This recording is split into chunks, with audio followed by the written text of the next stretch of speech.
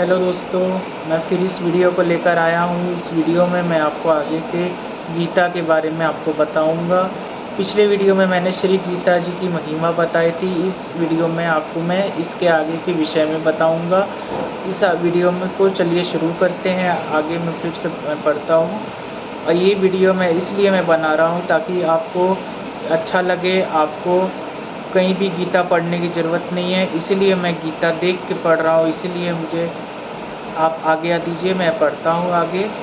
तो शुरू करते हैं। गीता सुगीता करने योग्य है, अर्थात श्री गीता जी को भली प्रकार पढ़कर अर्थ और भाव सहित अंतःकरण में धारण कर लेना मुख्य कर्तव्य है, जो कि स्वयं पद्मनाभ भगवान श्री विष्णु के मुखारविंद से निकली हुई है। अन्य शास्त्रों के विस्तार से क्या प्रयोजन है। स्वयं श्री भगवान ने भी इसके महात्म्य का वर्णन किया है। इस गीता शास्त्र में मनुष्य मात्र का अधिकार है, चाहे वह किसी भी वर्ण आश्रम में स्थित हो, परंतु भगवान में श्रद्धालु और भक्ति युक्त अवश्य होना चाहिए, क्योंकि भगवान ने अपने भक्तों में ही इसका प्रचार करने के लिए आज्ञा दी है, तथा यह भी कहा है कि स्त्री, वैश्य, शूद्र और पापयोनि भी मेरे परायण होकर परम गति को प्राप्त होते हैं। अपने स्वाभाविक कर्मों द्वारा मेरी पूजा करके मनुष्य परम सिद्धि को प्राप्त होते हैं। इन सब पर विचार करने से यही ज्ञात होता है कि परमात्मा की प्राप्ति में सभी का अधिकार है, परंतु उक्त विषय के मर्म को न समझने के कारण बहुत से मनुष्य, जिन्होंने श्री गीता जी का केवल नाम मात्र ही सुना है, कह दिया करते हैं कि गीता तो केवल सन्यासियों के लिए ही है। अब वे अपने बालकों को भी इसी भय से श्री गीता जी का अभ्यास नहीं कराते कि गीता के ज्ञान से कदाचित लड़का घर छोड़कर सन्यासी न हो जाए, किंतु उनको विचार करना चाहिए कि मोह के कारण शास्त्र धर्म से विमुख होकर भिक्षा के अन्न से निर्वाह करने के लिए तैयार हुए अर्जुन ने जिस परम रहस्यमय गीता के उपदेश से आजीवन गृहस्थ में रहकर अपने कर्तव्य का पालन किया, उस गीता शास्त्र का यह उल्टा परिणाम किस प्रकार हो सकता है। ये बात तो एकदम इस गीता में सही कही गई है, क्योंकि अर्जुन बहुत डरता था। अर्जुन को लगता था कि मैं सच्ची में वो तो बहुत कर सकता है, लेकिन वो जान के भी वो भगवान को वो मानता हुए भी वो लास्ट में युद्ध नहीं कर पा रहा था।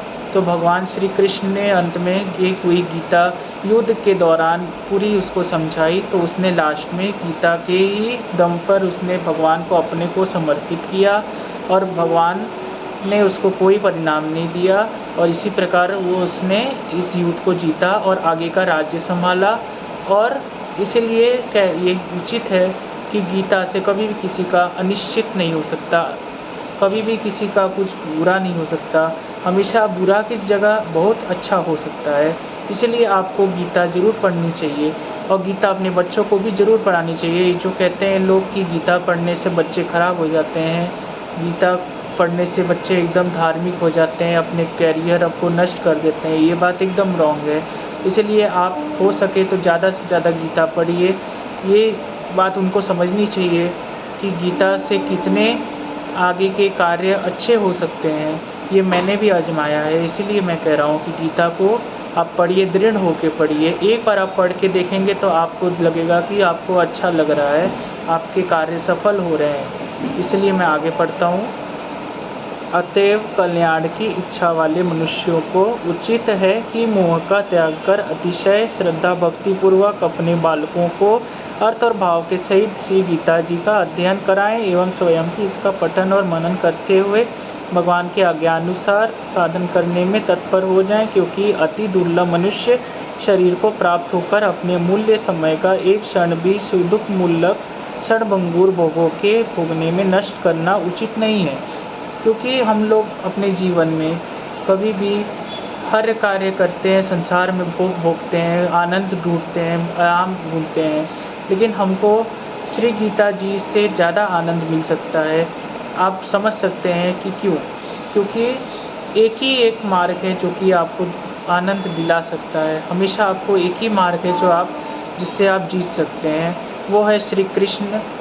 श्री कृष्ण का मार्ग सबसे दुर्लभ है और आप उसमें खो जाएंगे। एक बार आप भगवान कृष्ण को एक बार आप मानना शुरू कर देंगे, आप एकदम मानिए, एकदम आप कोई भी चीज़ को जीतना आपके लिए मुश्किल नहीं है, कोई भी चीज़ आपके लिए एकदम भी मुश्किल नहीं है। इसीलिए आप आगे भी श्री गीता का मैं फिर से बताता हूँ आगे इसके बारे में।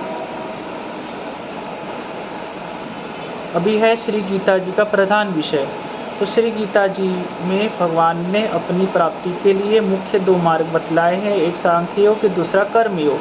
अब मैं पहला बताता हूँ, इसमें 2 मार्ग हैं। पहले मार्ग को बोला संपूर्ण पदार्थ मृत्युष्णा के जल की भांति अथवा संपन्न की सृष्टि के सदृश मायामय होने से माया के कार्य रूप संपूर्ण गुण ही गुणों में बरतते हैं, ऐसे समझकर मन, इंद्रियां और शरीर द्वारा होने वाले संपूर्ण कर्मों में कर्तापन के अभिमान से रहित होना तथा सर्वव्यापी सच्चिदानंदन परमात्मा के स्वरूप में एक ही भाव से नित्य स्थित रहते हुए एक सच्चिदानंदन वासुदेव के सिवाय अन्य किसी के भी होने पने का भाव न रहना, यह तो सांख्य योग का साधन है। अब दूसरा आपको मैं बताता हूँ, वो है कर्मयोग। कर्मयोग में मुझे बोला गया कि सब कुछ भगवान का समझकर सिद्धि असिद्धि में समत्व भाव रहते हुए आसक्ति और फल की इच्छा का त्याग कर भगवदाज्ञानुसार केवल भगवान के ही लिए सब कर्मों का आचरण करना तथा श्रद्धा भक्ति पूर्वक मन, वाणी और शरीर से सब प्रकार भगवान के शरण होकर नाम, गुण और प्रभाव से ही उनके स्वरूप का निरंतर चिंतन करना, यह कर्मयोग का साधन। इसमें 2 साधन है, एक है कर्मयोग, दूसरा है आपका सांख्य योग। ये 2 विस्तार से हमने आपको पढ़ के समझाया। अब आगे पढ़ते हैं। उक्त दोनों साधनों का परिणाम एक होने के कारण वे वास्तव में अभिन्न माने गए हैं, परंतु साधन काल में अधिकारी वेद से दोनों का वेद होने के कारण दोनों मार्ग भिन्न भिन्न बतलाए गए हैं।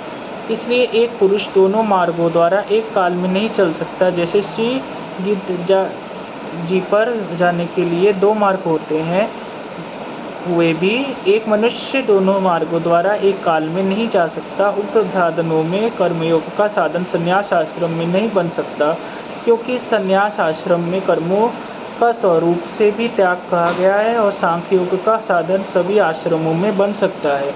ये क्या है कि कर्मयोग और दूसरा साधन योग सांख्य योग है। तो सांख्य योग सन्यासी लोग सन्यासी के लिए काम के लिए है ये, और कर्मयोग्य जो संसार में रहते हैं, जो गृहस्थ जीवन जीते हैं, उनके लिए ये कर्मयोग बतलाया गया है। इसमें से जो दोनों को उचित मार्ग है वो मानना चाहिए, उसको आगे बढ़ाना चाहिए। तो आगे बोला है, यदि कहो कि सांख्योग को भगवान ने संन्यास के नाम से कहा है, इसीलिए उसका संन्यास आश्रम में ही अधिकार है, गृहस्थ में नहीं, तो यह कहना ठीक नहीं है, क्योंकि पिछले अध्याय में श्लोक में जो सांख्य निष्ठा का उपदेश किया गया है उसके अनुसार भी भगवान ने जगह जगह अर्जुन को युद्ध करने की योग्यता दिखाई है। यदि गृहस्थ में सांख्य योग का अधिकार ही नहीं होता तो भगवान का इस प्रकार कहना कैसे बन सकता। हाँ, इतनी विशेषता अवश्य है कि सांख्य मार्ग का अधिकारी देहाभिमान से रहित होना चाहिए, क्योंकि जब तक शरीर में समभाव रहता है तब तक सांख्य योग का साधन भली प्रकार समझ में नहीं आता। इसी से भगवान ने सांख्य योग को कठिन बतलाया है तथा साधन में सुगम होने के कारण अर्जुन के प्रति जगह जगह कहा है कि तू निरंतर मेरा चिंतन करता हुआ कर्मयोग का आचरण कर। इसीलिए अर्जुन को भगवान ने बोला कि तुम कर्म करते हुए मेरी चिंतन करो, मुझे ध्यान करो, और मेरा ध्यान करते हुए तुम आगे के कार्य करो और युद्ध अच्छे से जीतने का प्रयास करो, और इन लोगों को मारने से तुम बिल्कुल भी भय मत करो, क्योंकि तुम मुझे समर्पित कर चुके हो अपने को। इसीलिए श्री भगवान ने अर्जुन को ये उपदेश दिया। आगे का मैं अब अगले वीडियो में आपको फिर आगे मैं बताऊंगा। ये गीता को मैं विस्तार से आपको आगे बताता रहूँगा। इसलिए मैं कहता हूँ कि अपने दृढ़ करिए अपनी बात को और अपने विषय को, और इस विषय को आप आगे पढ़ते रहिए। और ऐसे ही मैं कहता हूँ कि आप मनन चिंतन करते रहिए। तब तक के लिए धन्यवाद, नमस्कार। फिर मैं आगे आता हूँ आपको अगली वीडियो में समझाने के लिए। हरे कृष्णा।